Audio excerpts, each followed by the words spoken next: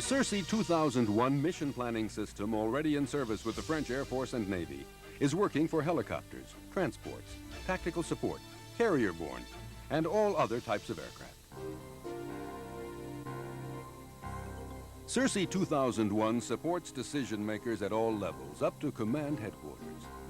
For these or operational centers, the simultaneous generation of hundreds of routes requires powerful workstations operating at hundreds of millions of instructions per second. Circe 2001 also offers impressive online storage. A geographical database with a capacity of several tens of gigabytes means aircraft can navigate on a continental scale and call on detailed maps and satellite images for target analysis.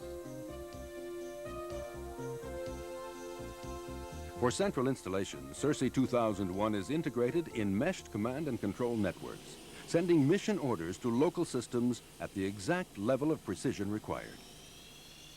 In the field, the local version of Circe 2001 is installed at air bases and at each squadron level. It performs the same vital functions as the central system on a local scale. After receiving orders, it calculates mission parameters and generates hard copy for the pilots and data transfer cartridges for transfer to the aircraft.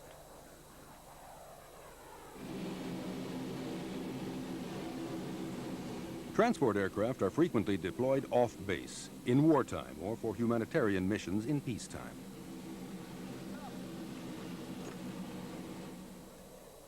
To meet these needs, the portable Circe combines all the functions of a local mission planning system in a single suitcase.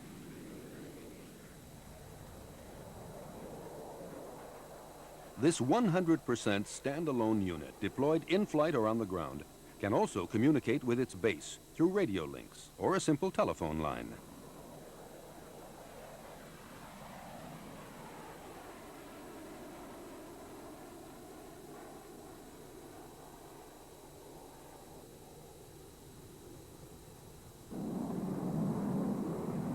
All these systems are designed to operate in networked configuration so that each user gets the up-to-date information that he needs.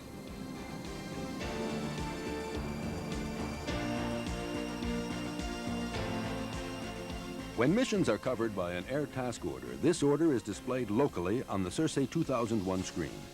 Flights are instantly designated.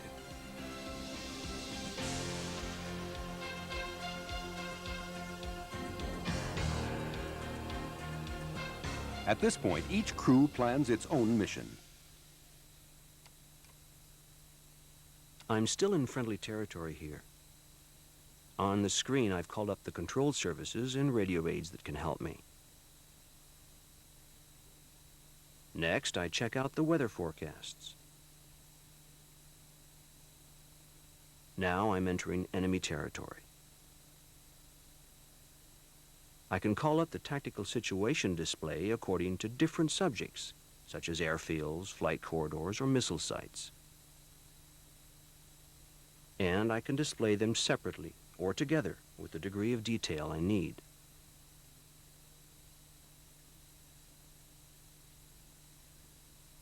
Missile sites, for instance, can be displayed by position or by low and high altitude danger zones.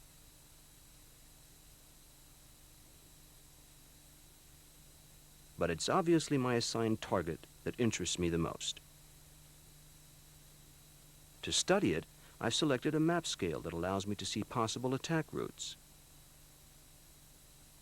Here, I've opened up a window with a different scale from the main picture, and I can even zoom in on tiny details. I can also call up satellite images such as this spot image. I get a fix on my target to within tens of meters. The predicted radar picture enables me to validate the initial point. Finally, I consult our catalog of recon photos taken around the target.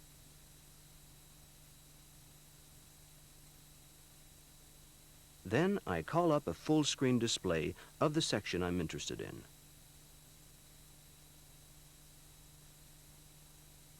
I can also display target coordinates on this enlarged photo with a high degree of accuracy on any type of system.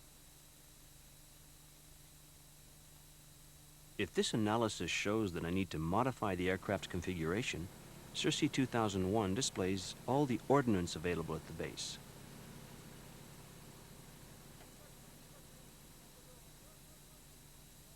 And then it instantly recalculates all mission parameters, including routes and speed.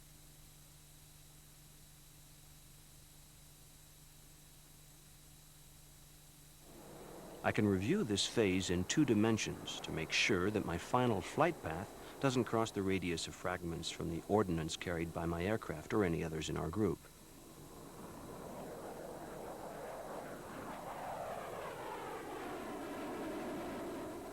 And then I can review it in 3 dimensions.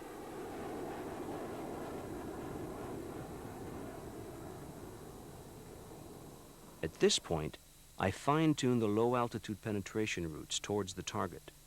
For each missile site, the system shows a complete intervisibility space, divided into different colored bands. But each color indicates the maximum height at which I can fly without being seen, and reciprocally, without seeing the missile site. More simply, I can request terrain masking for a given altitude and display the radar detection zone in yellow, or the missile danger zone in red. Based on geographic elements and threat data, the system proposes an optimum 3D route with colored points indicating recommended altitudes. Well, you see, this time I've selected the proposed solution.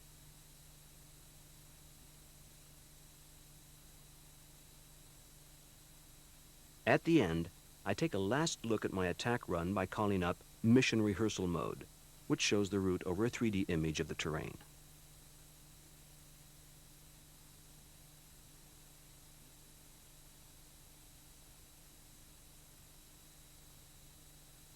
I validate mission parameters before printing out my Combat Mission folder.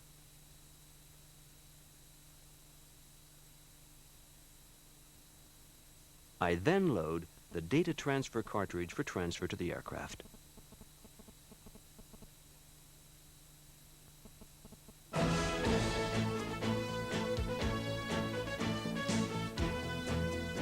So, as soon as the pilot climbs into the cockpit, he transfers data from the cartridge to the aircraft systems.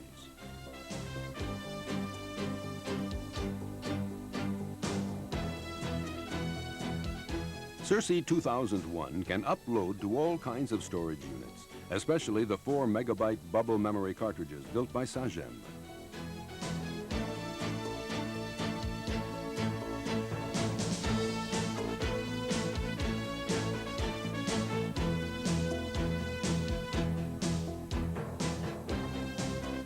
In flight, these same media also record all mission data. As soon as the aircraft returns to base, the Circe 2001 system uses this data to reconstruct the whole mission. Circe 2001, guaranteed rapidity. Circe 2001, guaranteed efficiency.